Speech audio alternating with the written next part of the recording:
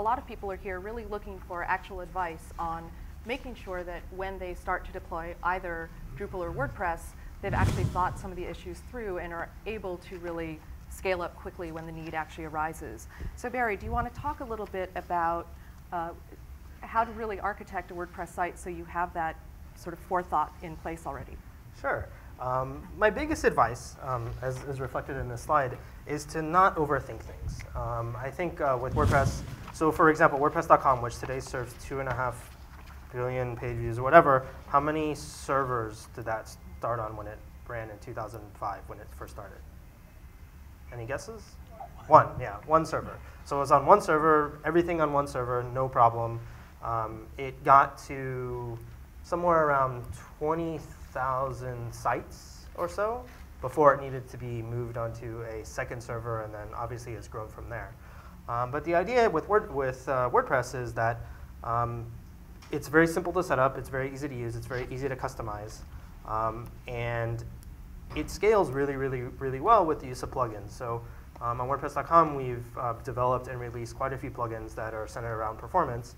Probably one of the most well-known ones is one called HyperDB, which is a drop-in replacement for the WordPress database class, which is the thing that communicates between your WordPress site running PHP and your MySQL database.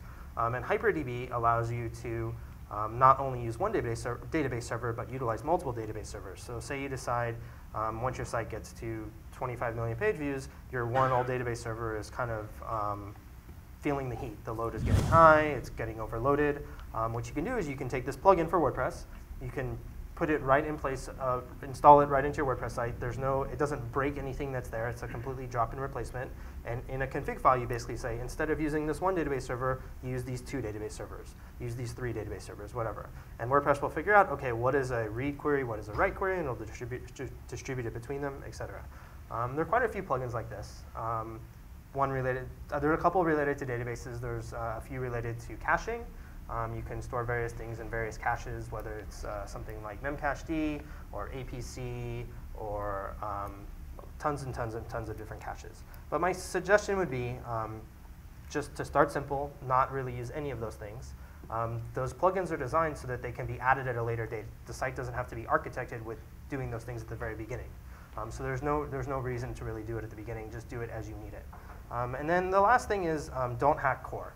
Because if you start modifying core files, your ease of upgrading is going to be severely impacted. But my suggestion would be, if you find the need to hack core, we probably did something wrong. And so please submit a ticket, and we will add the necessary actions or hooks or whatever you need to do what you're doing if they don't exist today. Because we don't want really anybody to end up in the position of not being able to upgrade their WordPress. When you're starting with your architecture, make a decision. Are you building one site? Are you building a product of sites that you're going to have to do a bunch of? Or are you building a platform where you're going to have lots of different sites? And I think looking at that, if you know what path you're going on and you're pretty sure you've talked to all your stakeholders, then that's going to have a huge impact in terms of your ability to design the site appropriately out of the box.